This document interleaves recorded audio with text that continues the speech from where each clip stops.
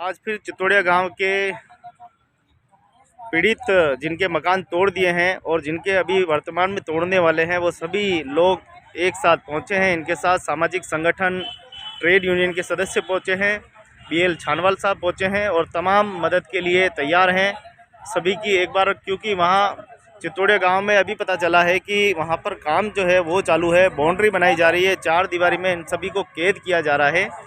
इस प्रकार की घटनाएं वहाँ पे हो रही है। एक बार इनके साथ कोई न्याय नहीं हुआ। जब ये 5 अप्रैल 2022 को कलेक्टर साहब से मिले थे, आज से 4 दिन पहले, तो कलेक्टर साहब ने इनको आश्वासन दिया था कि आपके साथ न्याय होगा, और न्याय नहीं हुआ। उससे पहले ही बाउंड्री का काम चालू कर दिया गया है और तमाम ये पीड़ित वापस एक बार फिर पहुंचे हैं। इनका जो मामला है बड़े स्तर पर उठाया जा रहा है। बीएल साहब, छानवाल साहब यहाँ पर पहुँच गए हैं और देखें आप, धीरे धीरे सामाजिक संगठन है वो भी यहाँ पर धीरे धीरे इनकी मदद के लिए आगे आए हैं, क्योंकि इनके गरीबों के लाखों रुपए का नुकसान हुआ है।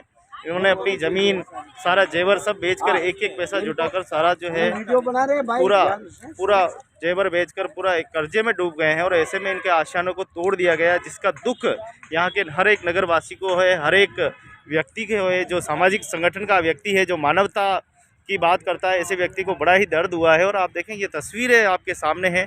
बीएल छानवाल साहब हमारे बीच में मौजूद है। आइए छानवाल साहब से मिलते हैं। और छानवाल साहब का इतना दर्द था कि छानवाल साहब अपने आप को रोक नहीं पाए। क्या हुआ था आखिर छानवाल साहब? देखिए, ये अभी 1 तारीख को नया साल चैत्र नया साल विक्रम ये चला था। उस दिन यहाँ पर यूआईटी की तरफ से पूरी जेसीबी गई।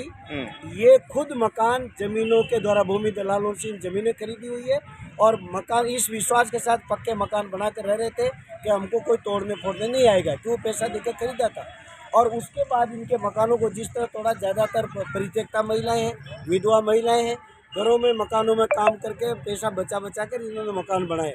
इस प्रशासन क्या है, तो देखने के बाद भी जो भी सारे मकान बुरी तरह, उसमें बकरियां थी तो वो भी उसमें रखी, सामान थे वो भी बाहर नहीं निकालने दिया। इसलिए कल के कल फिर जाके और मंत्री जी से मैसेज साहब आए हुए थे, कमिश्नर उदयपुर और कलेक्टर साहब को, जबकि इस जमीन के ऊपर स्टे मिला हुआ है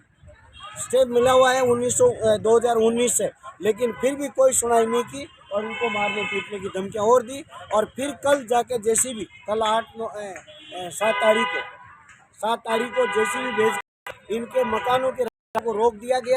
और आज कल कलेक्टर मंत्री से फरियाद करने के बाद भी आज फिर अभी छोड़कर इनके मकानों को पूरा अंदर लेके बाउंड्री लगाई की जा रही है, जिसके लिए हम अभी कलेक्टर महोदय से बात करने आए हैं। यूआईटी का पदेन सचिव भी कलेक्टर ही अभी काम कर रहे हैं और कलेक्टर साहब को उसी दिन संज्ञान में डाल दिया गया था। अभी भी जो टूट फूट हुई है बराबर वीडियो वगैरह भेज रहे हैं, पर्सनल बातें कर रहे हैं, लेकिन ऐसी हिटलर साही पहली बार हमने देखने को मिल रही है। जबकि ये ज़मीनें इन्होंने पैसा देके खरीदी हुई है, कोई जबरन कब्जा करके इन्होंने नहीं बनाया है। और कुछ ने तो बड़े बड़े मकान 9-9, 10-10 लाख में खरीदे हैं। तो ऐसी जांच करा के, और अगर उनको ये कोई राष्ट्रीय हित में कहीं ज़मीन भी लेनी होगी तो हमारे को विकल्प के तौर पर बताया जाता है। किसी तरह का नोटिस नहीं दिया गया, कोई सूचना नहीं दी गई है। तो इसमें हम आप सबसे, मीडिया कर्मियों से, इनसे भी अपील करेंगे कि जो सके वो दिलाने का सहयोग करें। ये व्यवस्था है बीएल साहब की, तोड़ने वाली ही वापस जाके क्षमा कर रही है, भीख मांगनी पड़ रही है, गिड़गिड़ाना पड़ रहा है, क्योंकि अध्यक्ष ही कलेक्टर है। आप कह रहे हो जो सही है। कल कमिश्नर साहब को जब हमने जाकर उनके द्वारा दिए हुए स्टे को दिया, तो कमिश्नर के ये स्टे के बाद कलेक्टर का ही chairman UIT as a court में तो नहीं चला गया, तो आपको उनके पास जाना पड़ेगा, पता कर लो। तो उन्होंने भी इस स्टे को, जबकि स्टे कमिश्नर के द्वारा दिया हुआ है, संभागीय कमिश्नर का स्टे है, कलेक्टर उसको तोड़ रहा है। फिर ये कॉपी हमने कलेक्टर साहब को भी हाथों हाथ दिया। और यहाँ राज्य मंत्री मैसेज जी आए हुए थे, उनको सर्किट हाउस में सबने जाकर फरियाद की कि हम रोड पर आ गए, हमारे पास कोई आवास में, हम रोजाना बर्तन वगैरह मजदूरी करके और इसका घर बनाए हमने। तो उसके बावजूद भी आज सुबह बाउंड्री बनाने के लिए जेसीबी और ठेकेदार को वहाँ भेज दिया गया। हमें साफ संदेह है कि उसमें कोई न कोई पीछे से साजिश के तौर पे इनको हटाने में षड्यंत्र कर रहा है। उसकी जांच करा के, और अगर उनको आवश्यक लग रही है ज़मीन, कलेक्टर की बिल्डिंग वहाँ ले जा रहे हो, तो हमें दूसरी जगह देके और आबाद कराया जाए, मकान बनाए जाए, और हमारे टूट फूट का जो नुकसान हुआ है वो भरपाई सरकार के द्वारा दी जाए। ये मांग अभी कलेक्टर साहब से मिलेंगे। लोग वहाँ पे रह रहे हैं, अभी भी 15 से 20 मकान वहाँ मौजूद है, और ऐसे में चार दीवारी बना के क्या कलेक्टर साहब और प्रशासन क्या करना चाहता है? इसमें साफ लगता है कि कोई पीछे से बड़ा कोई भूमि दलाल या बड़ा कोई प्रोजेक्ट लेकर ये बड़ा लेवल पे साजिश रची जा रही है। हमारी भी उम्र 60-70 साल हो गया है। उदयपुर की सारी बस्तियों का आंदोलन को देखा है। किसी ने भी इस तरह से बेघर बार बैठे जमीन पर बैठे, हम अभी भी की मांग कर रहे हैं। लेकिन ये यहाँ पैसा दे के बने हुए मकान को जिस बेरहमी से तोड़ा, एक प्रेग्नेंट महिला है जिसके ऊपर वहाँ पर पड़ी हुई है, बकरियां उस मकान टूट अंदर मर गई है, और उसके बाद रहम नहीं की, और जो गया वो ऐसा राक्षस की तरह ये स्टे की कॉपी देते रहे, लेकिन उनको देखने एक गंभीर घटना में इसको कह सकता हूँ, एक साजिशन इसको माना जा सकता है, जिसका घोर विरोध। अगर यहाँ पर न्यायिक बात अभी कलेक्टर महोदय के यहाँ जाने के बाद नहीं हुई तो हम इसको व्यापक आंदोलन बनाकर उदयपुर की सड़कों पर उतरने को मजबूर होंगे।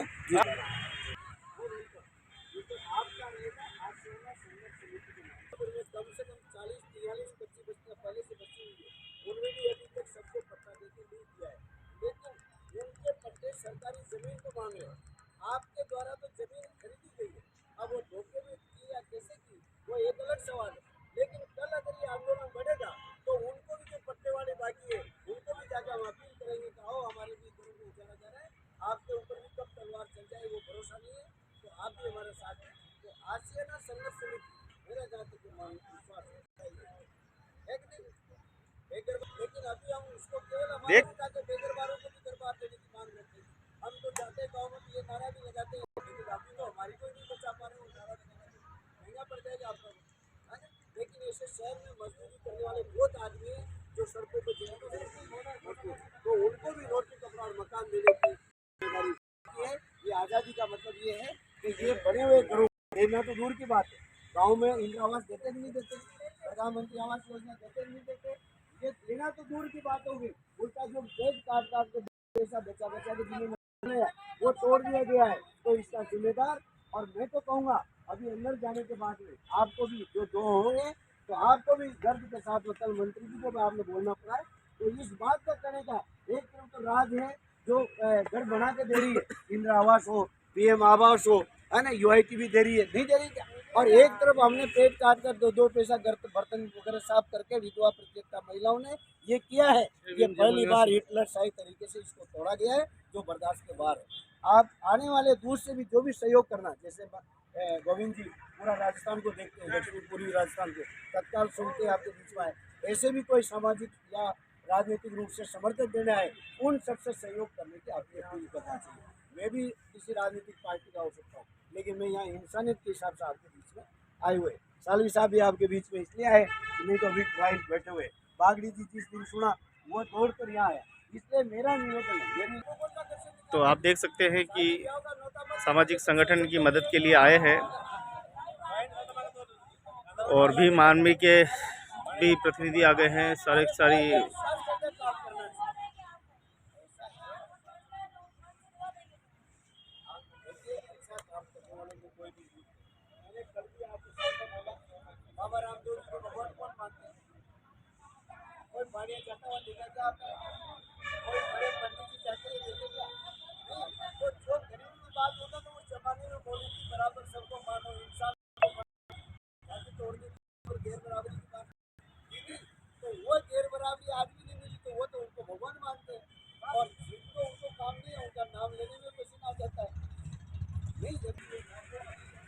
तो आप देखें कि ये सानवाल साहब पूरा इनको आश्वासन दे रहे हैं, और जो कार्रवाई नगर UIT ने की है वो बहुत ही गलत कार्रवाई की है।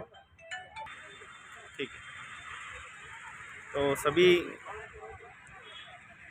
पहुंचे हैं और देखिए पीड़ितों की मदद के लिए आगे आए हैं। बिना बताए 1 अप्रैल को उनके मकान तोड़ दिए गए।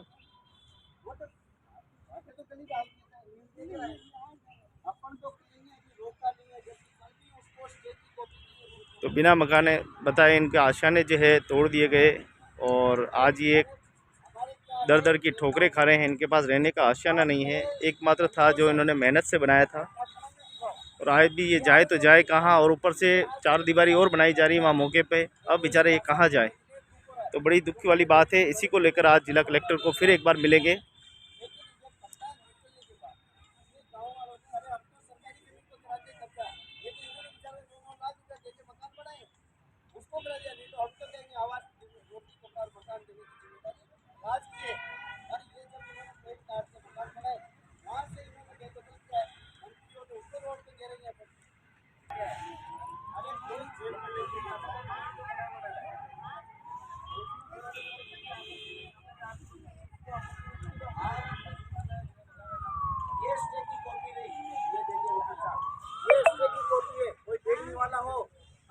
सुनने वाला हो तो ये बताएं उनको कि ये कैसे गरीबों को उजाड़ा जा रहा है। कोई सुनने वाला नहीं। कमिश्नर उदयपुर जो 6 जिलों का कमिश्नर है उसने स्टे दे रखा है। पतौड़ी न्यायालय आदेश की पालना में अपीलार्थी के भूमि पर बने मकान तोड़ने में कार्रवाई रोके जाने बाबत ये सारी चीजें प्रथम दृष्टया प्रश्न अपीलार्थी के पक्ष का होना पड़ेगा है। इन्हें रोका जाए और जब तक आगे का फैसला नहीं हो जाए वो फैसले में भी आपको सुनाई होगी। इस अपील में आपसे सुनाई होगी, आप अपना पक्ष रखोगे। वो कोई सूचना नहीं दी है मकान को तोड़ने आ गया और वो जेसीबी में ऐसे मतलब क्या भाषा बोलूँ जिसमें गर्भवती महिला अंदर छोड़ी बकरियां अंदर मार दी गई है। ऐसे लेटरिन बाथरूम उसने तोड़ा गया जिसे जान करके बदला ले। हाँ, ऐसे जान करके बदला ले। अरे और को अब भी सरकारी नौकर है, कहीं और चीज को तोड़ देता, लेकिन जान करके अंदर घुस के और वो लेटरिन बाथरूम की ऐसी स्टाइल लगी। हाँ, एक तो पैसा दे दे कि सरकार बना रही, सरकार शौचालय बना रही है, तो ये तोड़ रही।